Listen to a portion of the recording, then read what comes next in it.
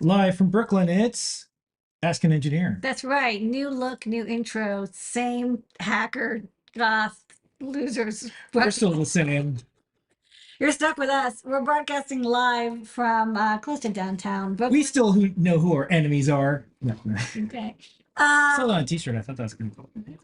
Okay, well, we're here. We're still doing this. We're doing Ask Engineers. Yeah. Me, Lady Ada, the engineer. With me is Mr. Lady Ada.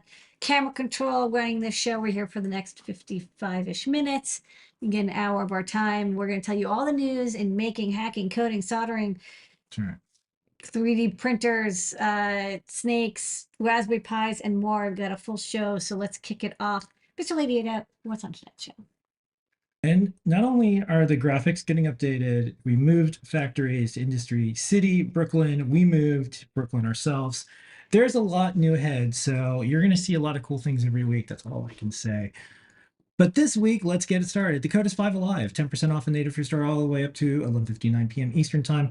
And guess what? We're making sure if you check out and you use a Raspberry Pi in the past, the discounts always didn't apply, but this time They do. So today they do. If you want a Raspberry Pi 5, 2 gigabyte, you can use the code. If you want The Pi 02W H is in. That's right. Get You those can, too. all these, it works. We're going to talk about our live shows, including the show and tell, which we just did.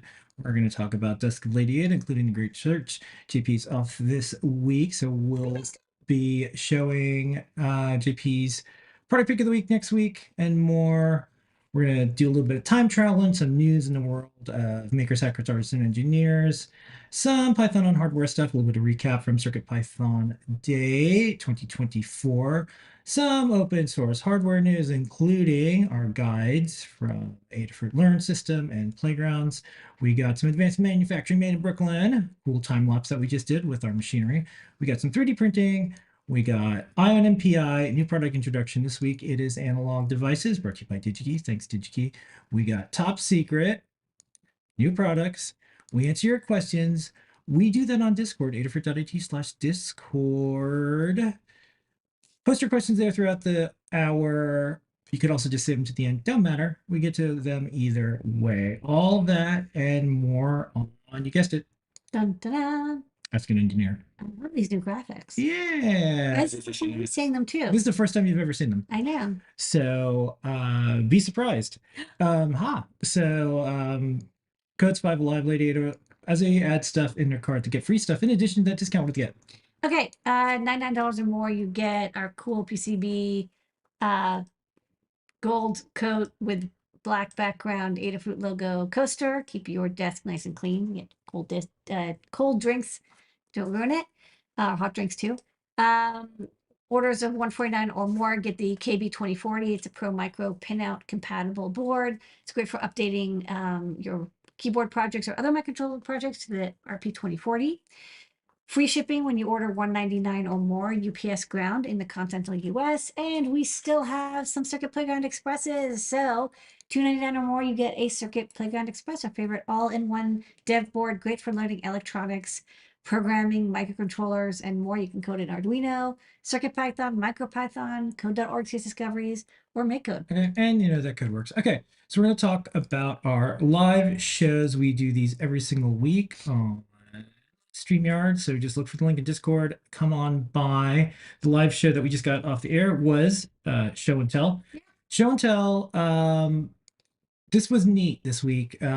Jay stopped by from DigiKey, showed Digit, which had a locally running large language model Like an NVIDIA Jetson. yeah, that allowed a local, robot to talk. So it had its own wake word. Hello, Digit. Hey, Digit. And it had these little animations. It was like cute. Yeah, and if you ever want to see some of the challenges of making one of these types of robots, we were doing machine learning on the edge, trying to do our own wake word. It would take 50 hours to compile this thing. Basil. Using Docker. And then you're yelling at this chip. Yeah. I got it to work. It was cool. We still have the only demos that work the way that you expect. This was a few years ago. And check out just the latest. So Jay and Sean teamed up. They also have a DigiKey I think it's a behind the scenes video how DigiKey runs, because I saw some social media posts and it looks like they were in the warehouse and watching the automated conveyor belts and all the ways that DigiKey gets their orders. And then Dan came by and showed a retro netbook with the Dell. It was like some Dell thing with it was kind of cool because these cute little doodads. And then we all reminisced. Yeah, we're all like, oh, we remember netbook. Yeah. We all reminisced about all the little tiny notebooks. I talked about the Transmeta. We talked about the Libretto. So we have our boxes. The one PC per child. It's in that family. There was this. There's this idea. There was this time. Yeah. So we have all these boxes of stuff. So we're doing this Adafruit Retro Hardware Museum. And we'll have virtual versions, and we'll show all the things on Show and Tell. So it's exciting because as I'm pulling stuff out of these boxes, I'm like, this is gonna be great. And there's a lot of tiny laptops and stuff. On Sundays, we do Desk of Lady Ada. This week, tune into our lives as we work on some retro toys. So there's this thing called Play-O. It's from years ago. I have one. We're going to let our daughter play with it because she wakes up and says, dinosaurs. She's 20 months old, but she's very interested in dinosaurs. And this is what it looks like when it's running, but the battery packs are now 20 plus years old. So Lady Ada on Desk Lady Ada showed what this battery is, where you could possibly get replacements, or how upgrading it using a lithium battery. So on the Great Search, that's what you showed. Yeah. Where to find the stuff on DigiKey. So this is cool because you can get these kind of broken everywhere. If you repair them, a lot of old retro toys and devices, they didn't have lithium ion batteries yet. They weren't popular, and they weren't cheap, and they weren't safe. Yeah. So people use nickel metal hydrides, and they don't last more than 7-8 years. So for really old devices like this is nearly, this is getting close to 20 years old. Yeah. You have to rebuild the battery pack, but you can get tabbed batteries from DigiKey in various arrangements. And so, we'll put it together maybe this weekend. Where's my Great Search? I forget. Anyways, and then on Fridays we have Deep Dive with Tim or Scott, depending on who's doing it. That's Friday the 2 Probably Tim this week. Probably Tim this week. Scott's traveling. 2 p.m. Pacific, 5 p.m. Eastern. Okay, let's do time travel.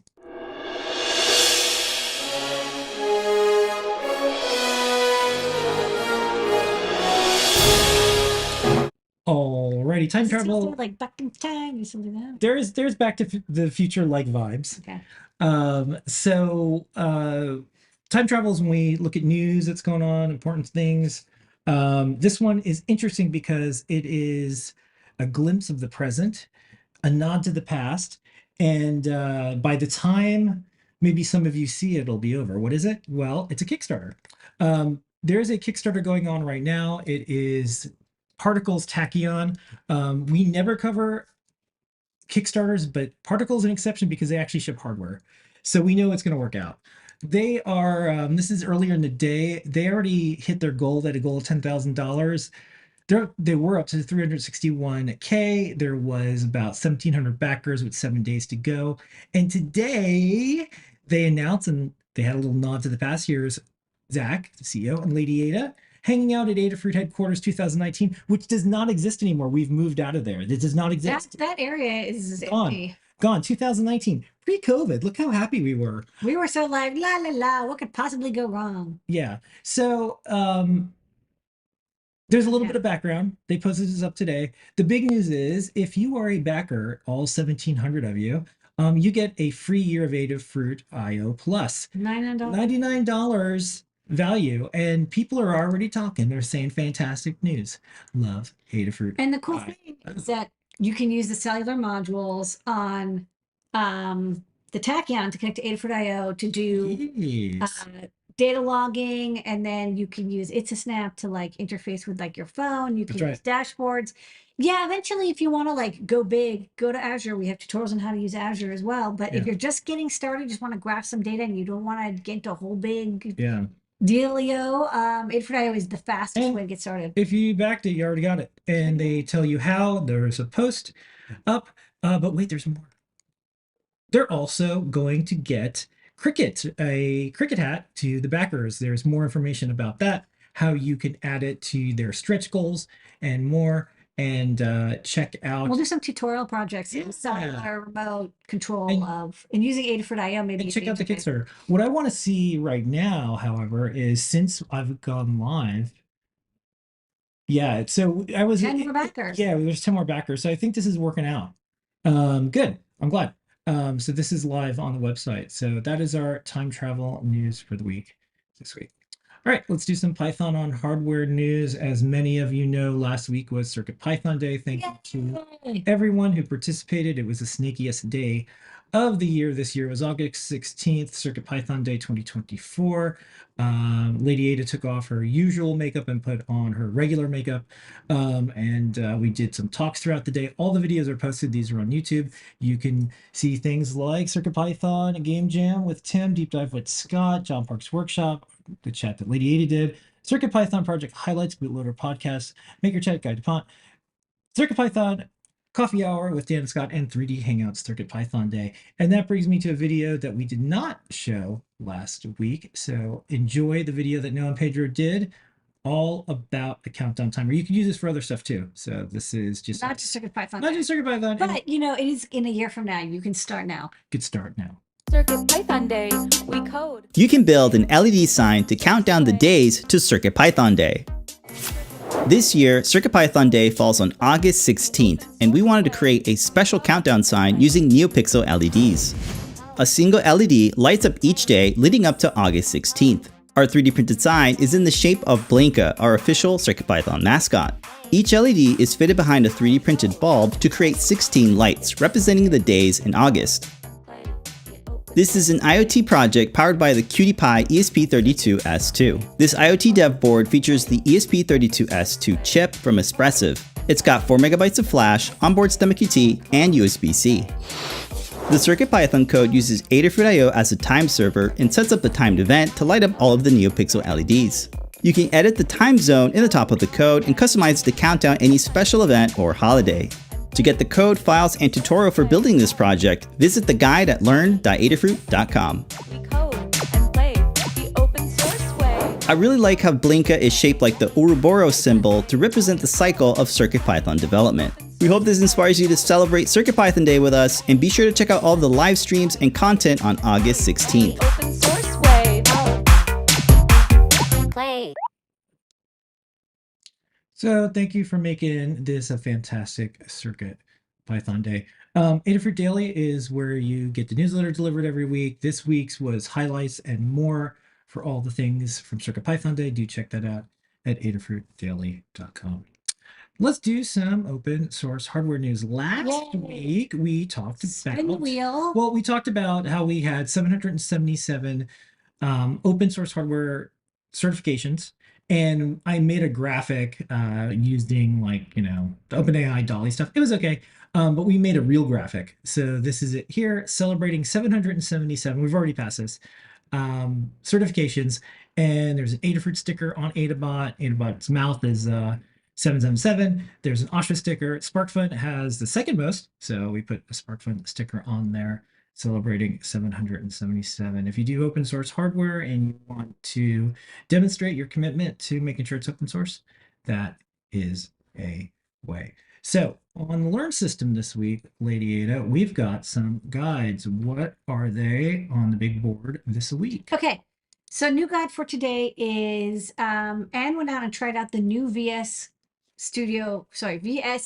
Code for Education. So like VS Code, but in the web browser, which I thought was kind of interesting. Kind of makes sense because Microsoft owns GitHub now. You can use for CircuitPython, so and just kind of goes through and shows you how to do it yourself, and then how to use a web serial browser if you want to you can have two tabs open. You can use the REPL as well as the code editor. So it could be like it's a nice on-the-go editor. We still think our editor is really great, our code.circuitpython.org. But we definitely think Microsoft's going to be putting a lot more time and effort into the VS Code for Education editor. And so maybe not immediately, but really soon it's going to have a lot of cool stuff built in. So it might be good to, learn how to use it now. Also got that Blinka LED countdown timer sign. You saw the video. And JP, before he went out on break this week, he did an Instagram photo frame with a Raspberry Pi and, a standard 7-inch screen for the Raspberry Pi. You can also use an HDMI monitor. How to make a little photo frame that will show the last 10 images from an Instagram account or multiple Instagram accounts. And it's using it's all free APIs. And what's nice is, You don't pay a subscription. it's using Instagram without having to worry about the comments or direct messages. No, it's only the best parts. So you can have it point to your family or your friends' photos, and it'll just show you the best that they can show. Okay. Also, if you haven't noticed, we have Adafruit Playgrounds. And on Playgrounds, it's where You said there's some good stuff today. everybody can post their guides. Okay. So this is kind of neat. This is the Wii Nunchuck BLE adapter. Look at The eyes that we did for the last good round. guide. So anyone can post up their guides. This is available. All you need to do is go to adafruit.com and check out Learn and look at Playgrounds. There's a I like TFT this. pad to This is actually start. kind of cool because it gave us an idea to make a tester for keyboards. Because you're like, oh, when I press this key, what key message is it sending? But this is a really good demo of using USB host Featherwing. Yeah, they're just really great I examples. love when people put the reactions up. That's kind of nice. Yeah, They we- added that lately. We have a lot of features on this. Yeah. And so one of the cool things about Playgrounds is you don't need to force people to log in to see all the steps. No. We don't do any weird tracking or anything. There's no like that. ad blocker here. There's- This is what it looks like. Yeah. There's no cookie thing that pops up. There's Yeah. no And AWS We're track. not turning it into a contest site. We're not going to put it behind paywalls. We're not going to put ads or weird stuff on this. So it is Just free. It is a fun place where you can put your projects and have others, including yourself, enjoy it. So do check it out. All right, let's look at some time lapse from this week's factory footage in Brooklyn as we rebuild our factory.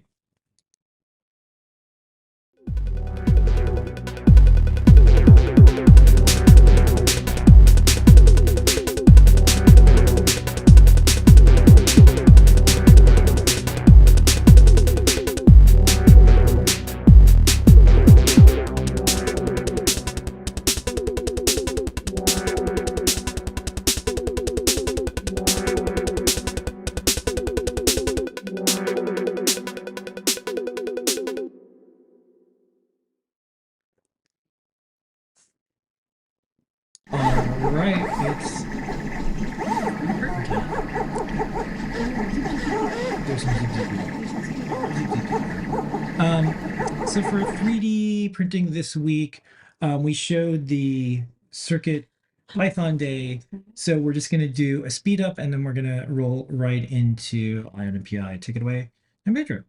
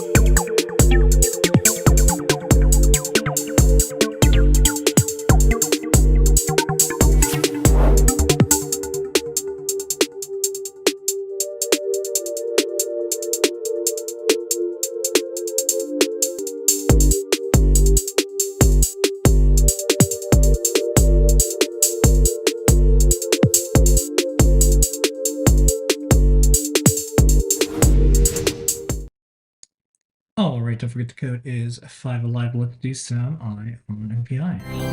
Eye on MPI.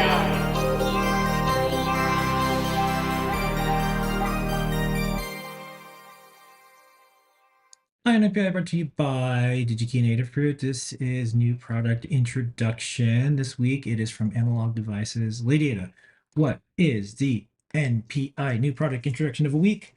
This week? Okay, this week, DigiKey sent us a link to this, and even though they didn't feature it, I don't think, the AD8460 is a pretty sweet ass chip. So let's show this off. From Analog Devices. I will say actually this is not what the chip looks like. It's just a representation of it because actually the thermal pad is on top, and we'll talk about it in a moment. So the AD8460.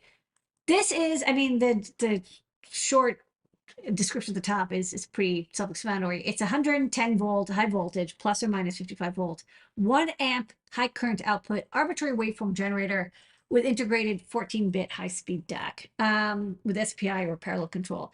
So this is a chip that can create arbitrary analog voltage outputs and waveform with those analog outputs from plus minus 12 volts up to plus minus 55 volts output, and sync or source up to 1 amp continuous, which is kind of like the big deal because it's like you can get things that can drive up to an amp, but usually they can't do like positive and negative voltages. You can do arbitrary waveform generators, but they usually don't have this high voltage or high current.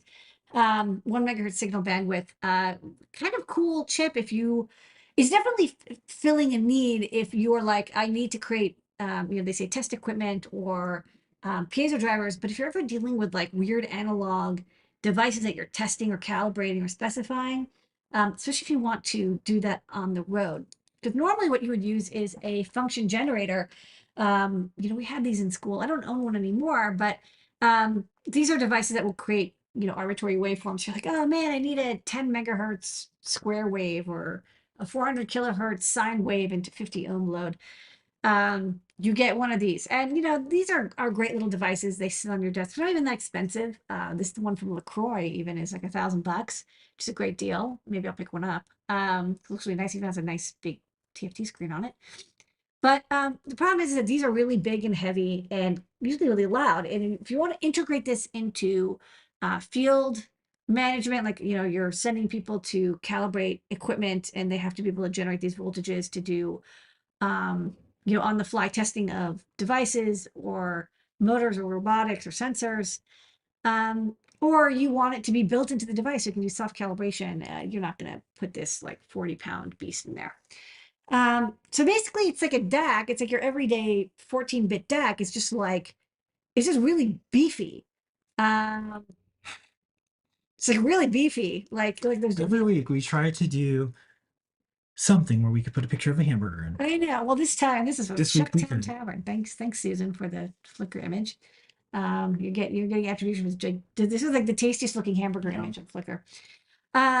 So yeah, I mean it's basically kind of like test equipment. But the other thing I can see is like, we make test jigs for hardware, and like we've never had to use plus or minus 50 volts, but if we did, it's like you don't want to necessarily give every test bench one of those gigantic, like I said, 40-pound function generators. So if you can have this automatically built and controlled by the test equipment, it's easier to move around, less likely to break. So you said bottom left, there's the SPI interface. You can use that for sending commands, reading registers. There's also a parallel DB0 to DB13, kind of in the middle left. That's the parallel input for the arbitrary waveform generation. We'll chat about that. Other than that, not a lot of components required. Like this isn't simplified. It really is like a couple passives. You do have to give it the external plus or minus 50 volts, plus or minus 12 volts. Then you have the output. There's this little compensation circuitry. It'll shut down the circuitry, and there's an alert that you can set up because, as you expect, plus or minus 50 volts, 1 amp, it can get pretty hot. So you have to do some thermal verification to make sure you don't overheat the device. There's 2 basic modes. If you just need to do little square waves or like a pulse or just different arbitrary voltages, you can use the APG format. And that is, you only get 16 levels, but you basically pre-program it over SPI and it kind of self runs on its own. So you can see here, you can have, you set it up and it kind of goes, you can tell it like, okay, I want you to go 20, then back down to 0, then maybe -10, and then back up to 0. So you can do up to 16 levels. But if you want to like do a sine wave or a triangle wave or more complicated pulses, well, very thin pulses, for example, because you want like an impulse into a circuit. For that, you would need to use the parallel interface. Actually, can you go back to here? Because I didn't have a graphic. On the left-hand side, that DB0 to DB13. So the SPI transfer, you would use that. It's a standard 4-pin serial transfer. There's a bunch of registers. You read write registers, kind of like you expect. Nothing too unusual there. And you can do things like set the thermal limits and alerts and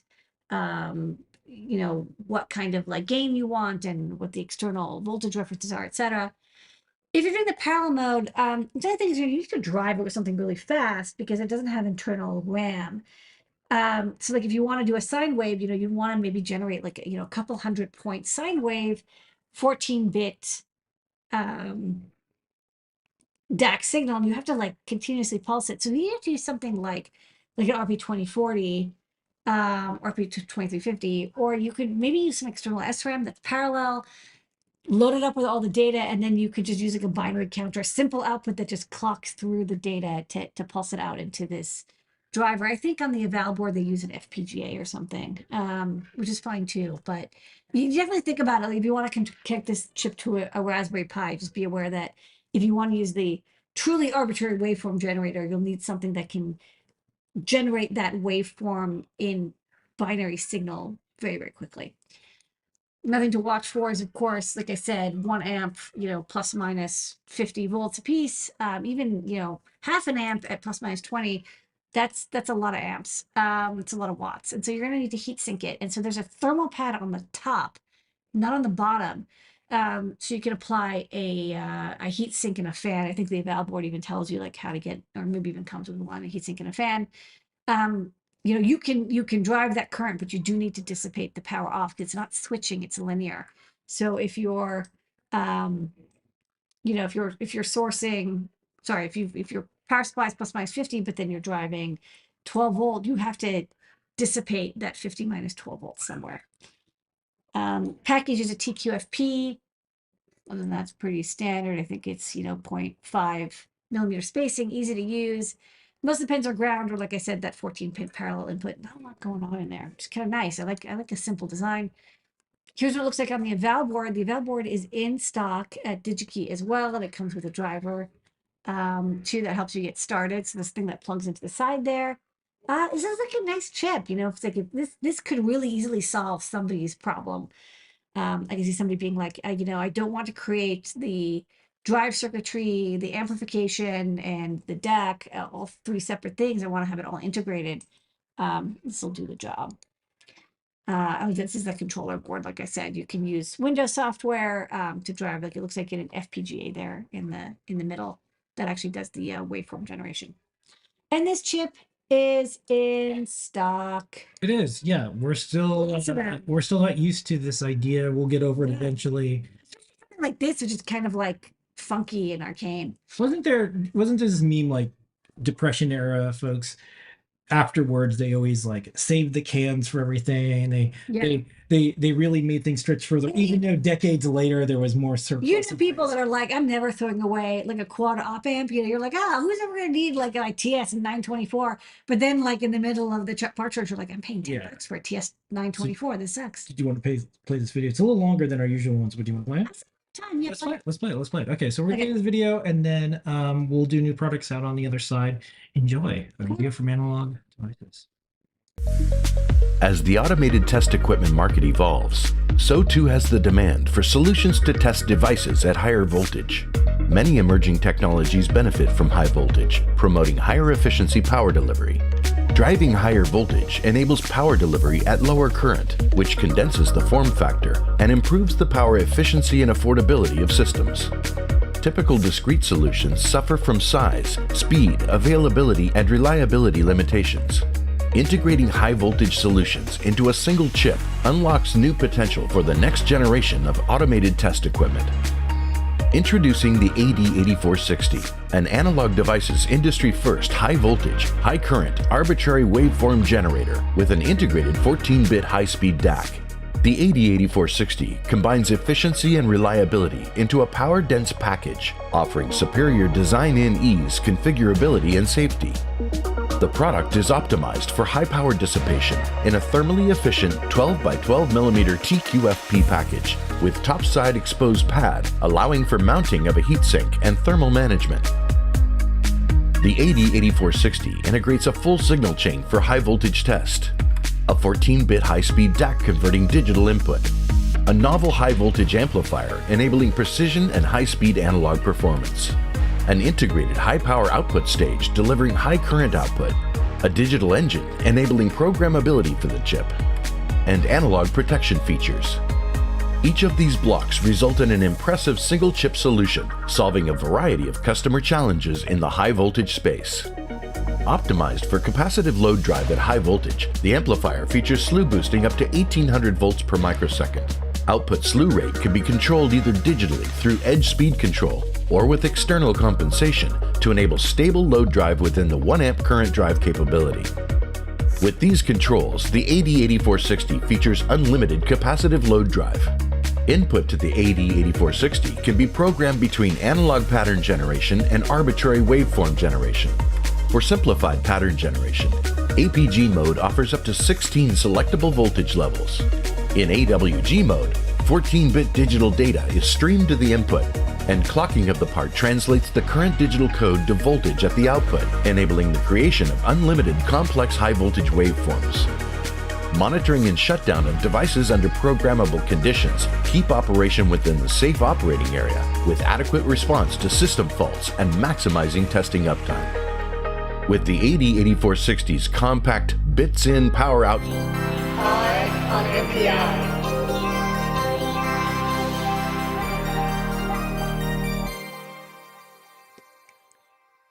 All right, don't forget the code is 5alive.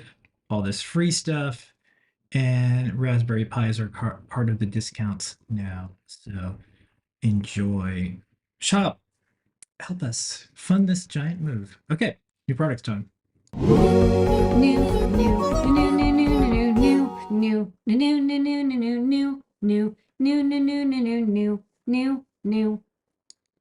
Okay. First up, I'm actually really excited for this. This is from Great Scott Gadgets. They make amazing, awesome hardware hacking stuff, SDRs. This is a tool. Like it's like they also make the tools for the tools that make the tools. So Tools. love that. To Cynthia N is from Great Scott Gadgets, and they've done a bunch of USB devices, but this is, I think, their first device that's specifically a USB analyzer. And so, you know, anyone who's like done USB lately or lately ever, Probably Luna. it's about that. Whenever they've done USB, you're always dealing with like enumeration issues and like setup packet timeouts and like corrupted blah blah blah, or like maybe you're hacking a Connect and you want to like sniff the data that's going over the wire before it gets to the driver. So whether you're debugging or analyzing or hacking, historically we've had to tell people, hey, use a Beagle USB analyzer, and they're great and everything, and we love carrying them, but they are not inexpensive. So seeing something like this, you know, like in my opinion, is like the PPK of USB analysis, is a great deal. It's only, you know, like $140 or something, $150, and you know, can do USB analysis through Wireshark. A lot of people are familiar with that tool. I'm looking forward to it. I have not tried this yet. I know that they did a crowd supply funding thing. So now we have it in the shop, and check it out. You will need a bunch of USB cables. They also have some software. I think we have maybe some, no, we didn't have the screenshots. Screenshots are on the end of the product page. A couple buttons, GPIO, so you can use it for other tools as well. Yeah, to be honest, I haven't checked, but I'm sure it's all open source, fully documented. A great multi-tool for. Yeah, we'll add it. Oh no, I see. They were added at the bottom. Oh, okay. So if you want to see the screenshots. Sorry, they were added in the I first. well, yeah, I didn't. I don't grab the photo. Yes, I yeah. didn't scroll. I didn't scroll. That's fine. But you can see, like, you can use using their packetry software. You can do deep analysis of like what's going on, because it's like not only do you want to get the bits, it's easy to get, well, easy to get the bits, but it's like not too hard to get the bits off the wire, but decoding them and so you know what the packet is actually doing and where things went wrong. That's where it gets challenging. And so I have a lot of high hopes for this. I think this will be really great. Next week or the week after we'll have the Bus Pirate 5 in. So definitely getting some good hacker tools into people's hands. You're doing USB analysis. You can't beat the pricing, and Great Scott Gadgets makes great Oh. gadgets. Mix up. Next up, coming soon, we have this little Adapto thingy. It is a 22-pin FPC breakout. It'll work with a Raspberry Pi 5, but what we kind of really designed this for was for our Feather RP2350 and Metro RP2350. We have this Pi 5 FPC connector compatible on there, which breaks out the high-speed differential lanes. In this case, it's 4 lanes plus a clock, 2 GPIO, I2C, and 3.3 volt power and ground. On the HSTX, you don't get 4 lanes, you only get 3 lanes, but the Raspberry Pi 5, you get 4. Just be aware if you're doing high-speed stuff, the minute you start breaking stuff out, putting on a breadboard, soldering wires, your signal is going to be degraded. But if you want a prototype, try wiring up a DVI, try wiring up a MIPI display. This breakout just makes it a little bit easier. And it doesn't give you all 22 pins because it keeps the grounds separated. So you only get 19 pins here, but they're all very nicely labeled. Okay, we got a couple Pi products, hence the code. The first one was kind of started, but then the other ones were. Yeah. Is the Pi 5 2 gig. Pi 5 2 gig, which you can see. Well, this photo shows the 8 gig resistor because we didn't have the 2 gigs in time for the photo. But pretend it has the 2 gig resistor in place. Yeah. Pi 5 is now more affordable than ever, $50. Yeah. It's super high powered. It's got all of that stuff built in. Wi-Fi, the high-speed processor, tons of flash, the RP1 sub-processor, PoE support, the DSI and CSI connectors, the UART port, the 4 USB, 1 Ethernet, like I said, Bluetooth, Wi-Fi, Bluetooth Classic, and the PCIe M2 connector cable that you can add all those cool hats with into HDMI ports. Okay. It's a great deal. It's the most affordable Pi 5 yet. $50. And then the starters here, besides the lead, our customers, our team, our community, all the people who make this thing called Adafruit go is. There is a new variant of everyone's favorite Pi 02W, which is, Raspberry Pi 02W. 02W. Which is again better than the Pi 01. This I think is with the quad core. It was like a Pi 4 compatible, or 3B plus similar. I can't remember which chip it was identical to. With Wi-Fi, Bluetooth Low Energy, micro SD, HDMI Mini, USB, gadget / host / peripheral, and 1 USB peripheral. And sorry, 1 USB power and 1 USB peripheral / host. Standard 40-pin connector, very low cost. Now comes with headers pre-attached. So if you want to plug in any of our beautiful bonnets or hats or fats or whatever you want to call them, you don't have to solder. So it's a nice upgrade to a very compact little device. Great for running something like Home Assistant, or if you want to run Pi-hole, or you want to do sensor stuff with Wi-Fi. $18 to get a full Linux computer. Just find a USB, a micro SD card sitting on your house, 4 gig or larger. You can install Linux on it, get started immediately, and of course it runs Blinka. All right, let's do products. New.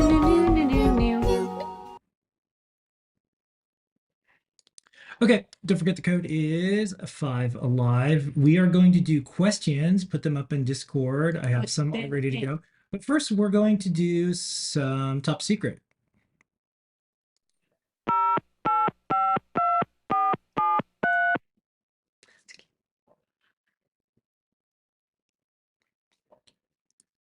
First up this week, Lady Ada, what is this?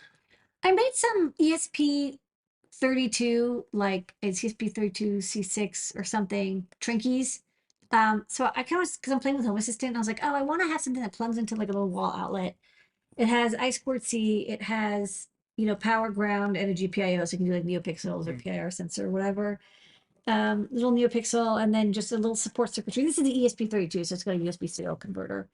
Reset button, and then you can plug in sensors and you can make little like ESP home things, but it plugs in directly into an outlet, so you don't have to have like a separate case. Maybe like I'm still thinking about it. Okay. Next up, what are you working on? Coming soon. This is the kind of like octo cousin of the DS2484. This is an I2C to one wire converter, but it has 8 ports you can select from, which means you can have 8 sensors. You don't have to worry about the ROM addressing. You just say like select port 0 and you get like the sensors kicked to that port. And last but not least, This one, I gotta wrap this one up. This is an octal I2C DAC. Not inexpensive, but if you like want, 8-channel polyphony from your DAC, the DAC 7570 will do it. all right. Desktop secret. Yay! Back in the vault. That's right. Okay, we're gonna go right over to questions. You ready? Yeah. I got some lined up. Questions. Let's do it. First question. What screens would you recommend for the Raspberry Pi 5 around 5 to 7 inches? The standard Raspberry Pi screen is 7-inch touchscreen. It's a good price, and it'll work. Okay. And it has a little mount for it. Eventually, I want to make an array of 16 by 16 cameras, 256 total, so I can do some image processing on them. But for starters, I want to do 4x4 cameras. Is there any way to do all this via serial? So this is like a very hard problem. First off, you have to have cameras that have serial control. If you happen to have the cameras and they have some sort of remote, you can like probably trigger them. If you're starting from scratch, I would actually just get like Pi Zero 2Ws and Pi camera, like the high quality cameras, and just use that. And then you can write code that'll send commands to all of the Pi 2. Like for $18, you should just use that rather than trying to like craft some Yeah. custom thing. And then you have a full Linux thing with Wi-Fi or Bluetooth that you can send commands to. I did see in the large full body 3D scanners where they we got one of these made, by the way. This is a while ago. This is a little Young film. and skinny. Yeah. So those they networked hundreds of Raspberry Pis with Nikon cameras that could Yeah. be controlled, but it was like basically reproducing the Matrix bullet time. Those were, effect. that's what it's actually. Well, it's cheaper than custom. It's custom rig, but it's like reproducible. Yeah, They use you it could for- do it. They scan like characters, like actors, and then they use that to do the CGI modeling. But then, later on, this was for a more retail experience, so they did something a little lower cost, but it was still hard to do. Okay. Can I get a vegan burger? Because we showed a picture of a burger. I happen to be a vegan, so here is my favorite vegan burger place in Park Slope. This is where I live now. Burger They have Village. the best one so far, Burger Village. Okay, question. Any plans to have a USB host port or shield for the Metro RP 2350? Something that could be combined with the 28.8 TFT touch shield. Product ID 1651 would be awesome. I don't know if there'll be like a port you can use, but to be honest, you can use any 2 pins. So ironically, you could use I2C. I guess if you're not using if you're using the resistive, not capacitive. I think the Metro RP2350 will have 2 extra pins we might be able to have just for, specifically USB hosts, so people can make their own little computers. Okay. Have you thought about getting someone with museum experience curating your tech museum? It's my brother's field. I hear him talk about it. And I know he's been in New York City for training, and there are a lot of skilled people in that area.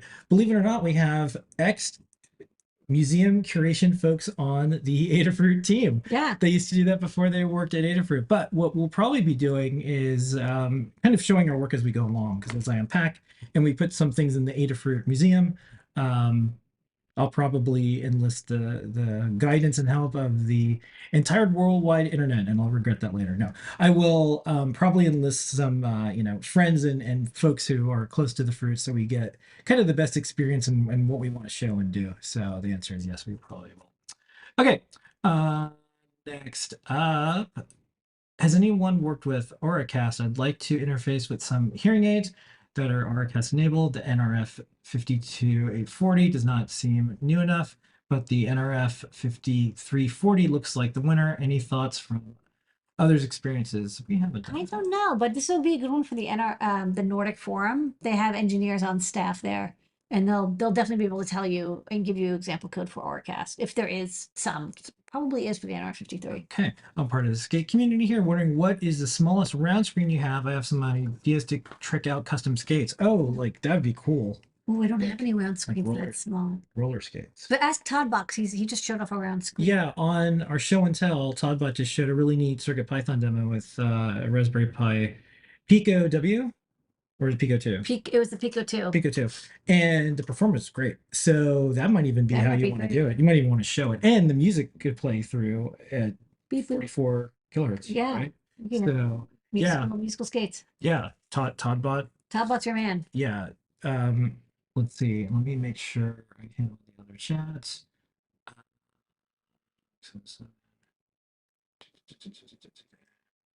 Okay. I think I got answered them here.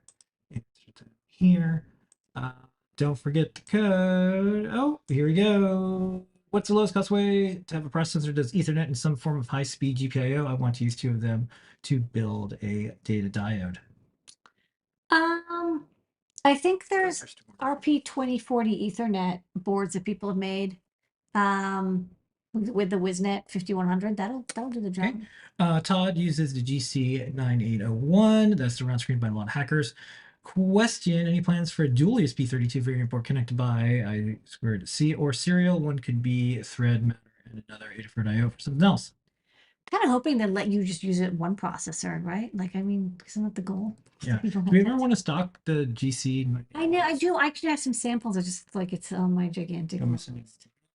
No, it's like it's literally on my pile. We'll probably stock this. We'll make sure we get a good supplier and like blah blah. Yeah. That's the hard part because like you can get one-offs, but then if you want like 500 of them, Yeah. it's a little And different. the quality, and they change the connectors. They change them. Okay. Okay, that is all of the questions. Thanks, Thank everybody. you, everybody. Questions. That was our questions. Okay, that was our show for the evening. We've got to bounce and take care of a baby. We will see everybody next week. Thank you so much. The code is 5Alive. We got a lot more ahead. As you can tell, lots of new things. This has been an Adafruit production. Here is your moment of Zener. Good night, everybody. Thanks, everybody.